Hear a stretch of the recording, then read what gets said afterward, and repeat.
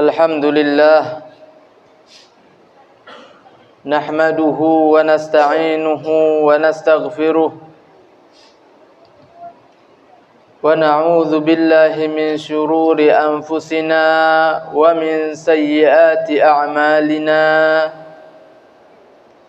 من يهد الله فلا مضل له ومن يضلل فلا هادي له أشهد أن لا إله إلا الله وحده لا شريك له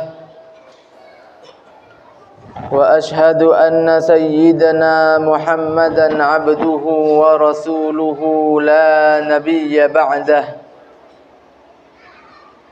اللهم يا نعم المولى ويا نعم النصير صل على سيدنا محمد الهادي البشير صلاة تفتح لنا بها أبواب التيسير وتغلق عنا بها أبواب التعسير وتكون لنا بها وليا ونصيرا وعلى آله وصحبه وسلم تسليما قال الله تعالى يا أيها الناس اتقوا ربكم الذي خلقكم من نفس واحدة وخلق منها زوجها وبث منهما رجالا كثيرا ونساء واتقوا الله الذي تساءلون به والأرحام إن الله كان عليكم رقيبا وقال تعالى يا أيها الذين آمنوا اتقوا الله حق تقاته ولا تموتن إلا وأنتم مسلمون أيها الناس أوصيكم وإياي بتقوى الله فقد فاز المتقون. Sidang Jumat yang dirahmati oleh Allah, tidakkah kita berfikir bahwa ketika ini kita sedang menjadi para tetamunya Allah? Tidakkah kita berfikir bahwa kita termasuk sebagai orang-orang yang telah Allah pilih untuk menunaikan panggilannya? Tidakkah kita berfikir pada saat ini, ketika ini, dan pada detik ini Allah Subhanahu wa ta'ala telah memudahkan kita semua untuk mendekatkan diri kita kepada Allah. Allah ingin kita dekat kepadanya. Allah ingin kita mengenal dirinya. Allah ingin kita mendapatkan rahmat serta kecintaan darinya. Oleh karena itu, marilah kita bertafakur, kita bertasyakur, kita bersyukur, kita mengakui sepenuh hati bahwa Allah adalah Tuhan yang maha perkasa, yang senantiasa merahmati dan menyayangi para hamba-hambanya. Meski orang yang tidak luput daripada kemaksiatan sekalipun. Mungkin kita berdosa, mungkin kita telah bermaksiat hari ini. Entah dengan apa kita gunakan mata ini, entah apa yang telah kita dengarkan hari ini, entah apa yang telah kita katakan hari ini, entah makanan dari mana yang telah masuk ke dalam kerongkongan kita hingga sampai ke perut kita hari ini. Entah niat-niat apa yang sudah kita niatkan atau kita lintaskan di dalam hati ini pada hari ini. Mungkin di antara hal-hal tersebut telah ada hal yang kita bermaksiat kepada Allah dengannya. Wal'iyadzubillah. Namun Allah Subhanahu wa ta'ala dengan kasih sayangnya tetap mengizinkan kita untuk masuk ke dalam rumahnya, tetap menjadikan kita orang-orang yang terus untuk mau berusaha mendekatkan diri kepadanya, hingga insya-Allah dengan izin Allah lah pula kita mendapatkan rahmat serta maghfirah pengampunan darinya. Amin ya rabbal alamin. Dosa-dosa yang pernah kita lakukan itu adalah akibat daripada kita yang senantiasa mengikuti hawa nafsu kita.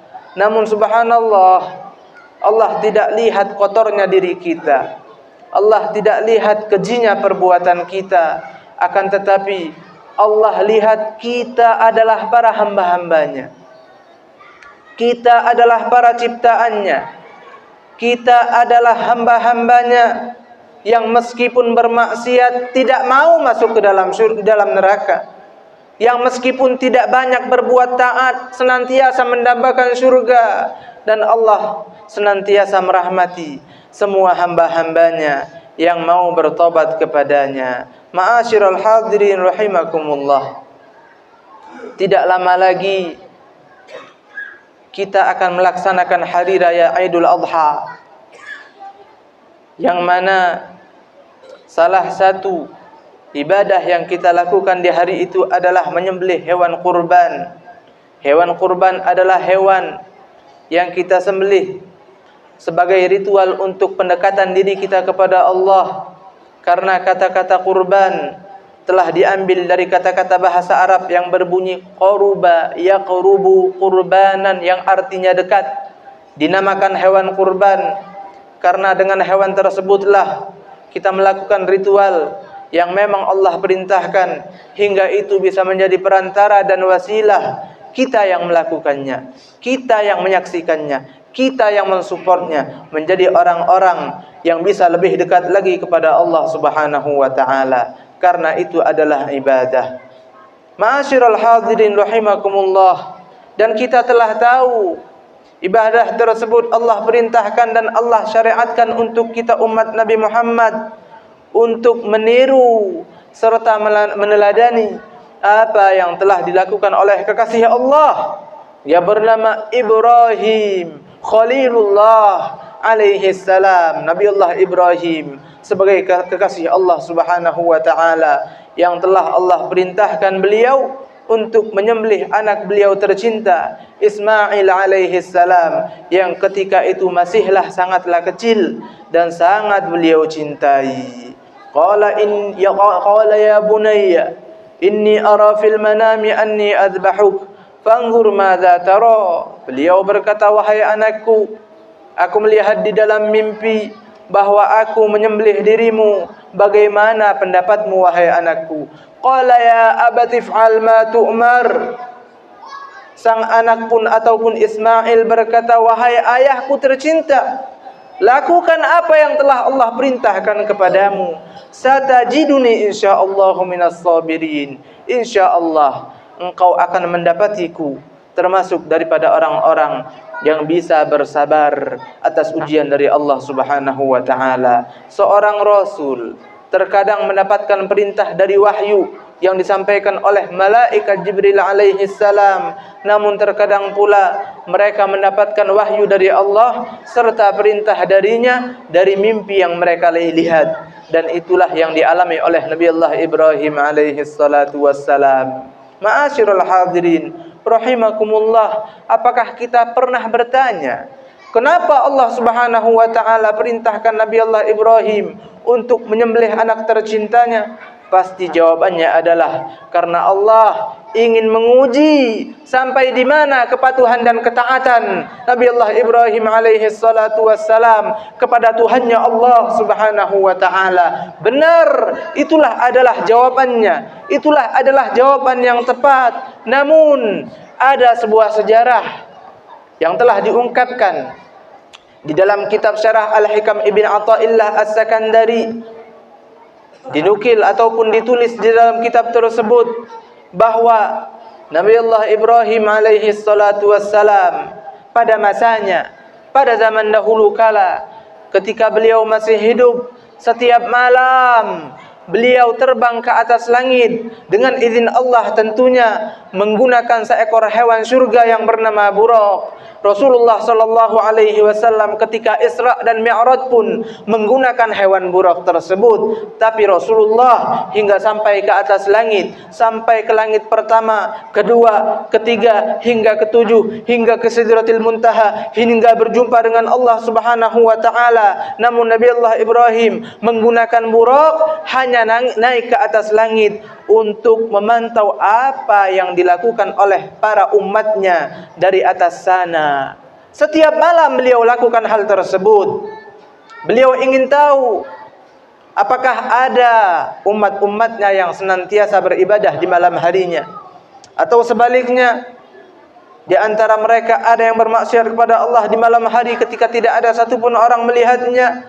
Ketika itulah beliau senantiasa naik ke atas langit. Setiap malam itu beliau lakukan. Pada saat hal tersebut terjadi, ketika beliau melihat ada umatnya yang berbuat taat ataupun beribadah, beliau doakan, ya Allah, ini adalah hambamu yang taat kepadamu. Berkahi hidupnya ya Allah, sehatkan fisiknya, bahagiakan hatinya, berikan ia yang ia inginkan ya Allah. Doa-doa yang baik beliau panjatkan kepada Allah untuk orang yang beliau saksikan beribadah pada malam harinya. Namun sebaliknya hadirin, ketika beliau melihat ada satu saja daripada umat yang bermaksiat kepada Allah, beliau sebagai Khalilullah, beliau sebagai kekasih Allah, orang yang sangat cinta dan dekat kepada Allah, tidak rela jikalau ada satu saja orang yang bermaksiat kepada Allah, jikalau ada orang yang melanggar perintah-perintah Allah ataupun melaksanakan apa yang telah Allah larang kepadanya, beliau tidak rela. Oleh karena itu, jikalau beliau menyaksikan satu saja daripada umatnya bermaksiat, beliau marah. Spontan lidah beliau berkata, ya Allah, ini hambamu makan dari rizkimu, bernafas dengan nafas yang engkau berikan kepadanya, hidup dengan umur yang telah engkau berikan kepadanya, kesehatan fisik yang juga dari engkau ya Allah. Namun dia tetap rela, namun dia tetap sudi untuk bermaksiat kepadamu. Ini orang tidak tahu diri ya Allah. Musnahkan dia ya Allah. Turunkan azabmu kepadanya ya Allah. Hilangkan dia dari permukaan bumi ya Allah. Ketika itulah, ketika seorang kekasih yang sangat dekat kepada Allah telah berdoa kepadanya, telah meminta kepadanya, maka Allah Subhanahu wa taala tidak bisa untuk menolak permintaan tersebut.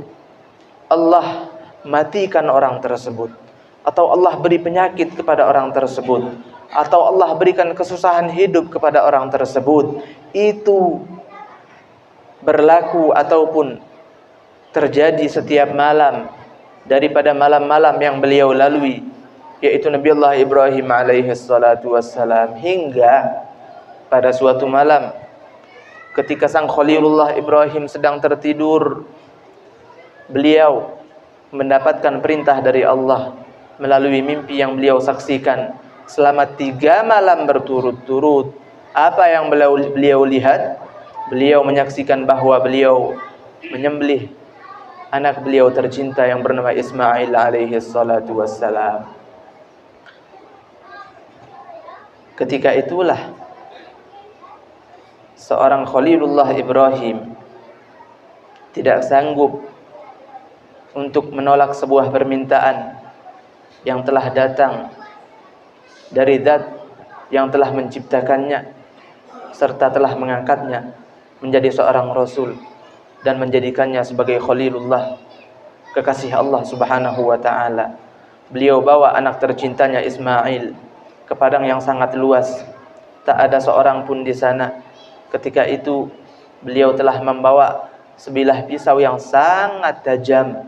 Sang anak berkata, wahai ayah, copot semua pakaianku, hingga ketika darahku muncrat, tidak sedikit pun darah tersebut mengenai tubuhku, tidak sedikit pun darah tersebut mengenai pakaianku. Karena Jikalau hal tersebut terjadi dan engkau bawa pakaianku tersebut yang telah berlumur darah, pastilah ibu akan sedih melihatnya. Dan tolong ikat tubuhku, kaki, tangan dan sekujur tubuh dengan tali yang sangat kuat, hingga aku tidak berontak ketika aku sedang merasakan sakit. Ketika itulah Nabi Allah Ibrahim alaihissalatu wassalam mencopot pakaian Ismail serta mengikat sekujur tubuhnya, dan beliau mulai tempelkan sebilah pisau yang telah disiapkan yang sangat tajam ke leher anaknya tercinta, dan mulai digoreskan sedikit demi sedikit. Namun subhanallah, dengan izin Allah, api yang panas pun tidak bisa membakar. Dan ketika itu dengan izin Allah pula, pisau yang sangat tajam yang mestinya dengan mudah bisa menggores leher seorang hamba, namun dengan izin Allah tidak bisa menggores. Saat itulah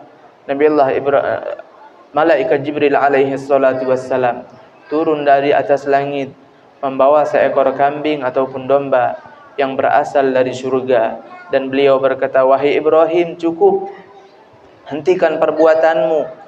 Allah sudah menyaksikan ketaatanmu. Allah sudah menyaksikan bahwa engkau telah memilih Allah daripada anakmu tercinta. Engkau lebih mencintai Allah ketimbang anakmu yang sangat engkau sayang ini. Lepaskan dia, dan sebagai gantinya sembelihlah domba yang telah aku bawa dari surga ini atas izin dan perintah Allah Subhanahu wa taala. Ma'asyiral hadirin rahimakumullah. Hingga saat ini ritual penyembelihan kambing ataupun hewan ternak yang lain tetap kita amalkan, tetap kita rayakan, tetap kita jadikan sebagai sarana ibadah kita untuk mendekatkan diri kepada Allah. Pengarang kitab Syarah Al-Hikam Al-Atha ibn Atha'illah As-Sakandari berkata, kenapa Allah Subhanahu wa taala memerintahkan kepada Nabi Allah Ibrahim untuk menyembelih anak tercinta beliau? Kenapa? Karena Allah ingin memberikan rasa, Allah ingin memberikan pengertian, Allah ingin memberitahu kepada hambanya Khalilullah Ibrahim alaihi salatu wassalam bahwa mencelakakan orang yang kita cintai itu tidak mudah. Membinasakan hamba ataupun makhluk yang kita sayang dan kita cinta itu menyakitkan. Nabi Allah Ibrahim setiap malam minta kepada Allah agar hamba-hambanya yang bermaksiat kepadanya dimusnahkan. Ketika itulah Allah memberitahu kepada Khalilullah Ibrahim alaihi salatu wassalam dengan cara, silahkan engkau sembelih anakmu. Lihat apa yang engkau rasakan. Apakah mudah? Apakah tidak menyakitkan? Apakah akan terasa ringan dan tidak ada sedikit pun beban? Ketika itulah Nabi Allah Ibrahim alaihi salatu wassalam mendapatkan pelajaran besar dari Allah, dan tidak pernah lagi berdoa ataupun meminta kepada Allah untuk memusnahkan hambanya sekalipun yang bermaksiat kepadanya. Dan dari sini juga kita mendapatkan pelajaran bahwa Allah tetap menyayangi para hambanya, meskipun hamba-hamba tersebut adalah orang-orang yang senantiasa bermaksiat kepadanya. Betapa banyak maksiat yang kita lakukan, tetap jikalau kita hadapkan dengan kasih sayang Allah dan kita ukur dengan rahmat Allah, akan terlihat kerdil dan tidak akan ada apa-apanya. Karena lautan kasih sayang Allah jauh mengalahkan maksiat-maksiat yang kita lakukan. Alhamdulillah, itulah bukti kebesaran Allah dan bukti bahwa Allah sangat menyayangi para hambanya meskipun hamba-hamba yang bermaksiat kepadanya. Namun hadirin rahimakumullah, janganlah pula kita merasa ringan untuk bermaksiat karena tahu bahwa rahmat Allah lebih besar. Akan tetapi kita harus senantiasa menjaga diri daripada perbuatan maksiat dan malu kepada Allah yang telah meluangkan dan melimpahkan kepada kita rahmatnya. Namun kenapa kita terus menjauh dengan maksiat-maksiat yang kita lakukan. Telah kita saksikan betapa sayangnya Allah kepada kita, maka janganlah kita menjadi orang yang tidak sayang dengan diri kita sendiri dengan melakukan kemaksiatan kepada Allah. Wal'iyadzubillah. Inna ahsanal kalam wa abyanan nizam kalamullahil malikil alam. Ba'da a'udzu billahi minasyaitonir rajim. Bismillahirrahmanirrahim. Wal 'asr. Innal insana lafi khusr illa alladhina amanu wa 'amilus shalihat wa tawasaw bil haqqi wa tawasaw bis sabr. Barakallahu li wa lakum fil Qur'anil 'azim wa nafa'ani wa iyyakum bima fihi minal ayati wadh-dhikril hakim. Wa taqabbala minni wa minkum tilawatahu innahu huwas samiul 'alim. Wa tub 'alaina innaka antat tawwabur rahim. Allahumma salli ala sayyidina Muhammadin wa ala ali sayyidina Muhammad.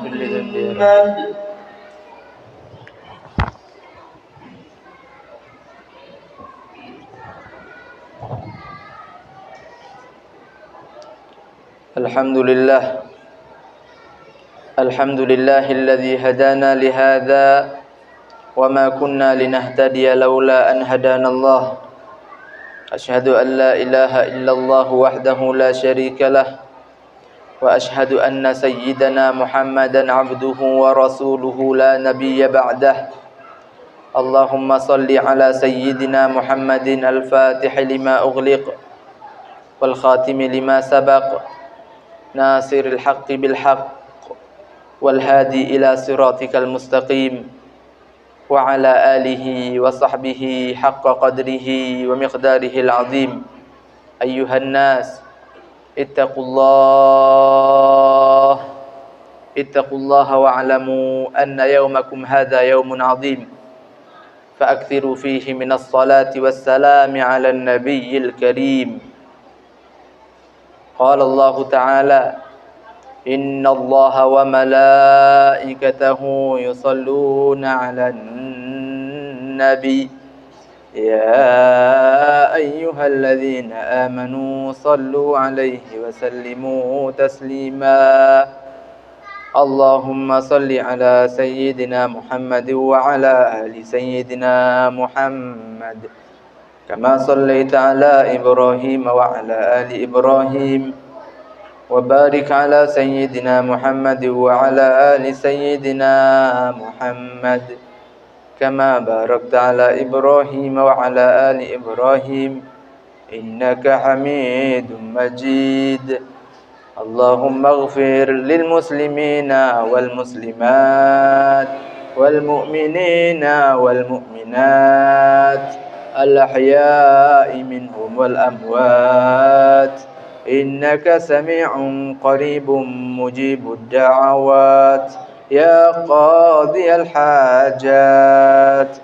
Allahumma ansur man nasaraddin wa akhdhul man khadhalal muslimin wa ahlik a'da'ad-din wa ahlikil kafarata wal musyrikin.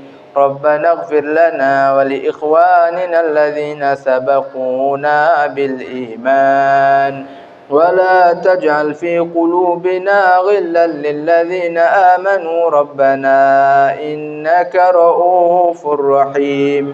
Rabbana hab lana min azwajina wa dhurriyyatina qurrata a'yunin waj'alna lil muttaqina imama. Rabbana atina fid dunya hasanah wa fil akhirati hasanatan wa qina adzaban nar. Ibadallah, innallaha ya'muru bil 'adli wal ihsan wa ita'i dzil qurba wa yanha 'anil fahsya'i wal munkari wal baghi ya'idukum la'allakum tadhakkarun. Fadhkurullaha al-'azima yadhkurukum was'aluhu min fadlihi yu'tikum wala dzikrullahi akbar wallahu ya'lamu ma tasna'un. Aqimis shalah.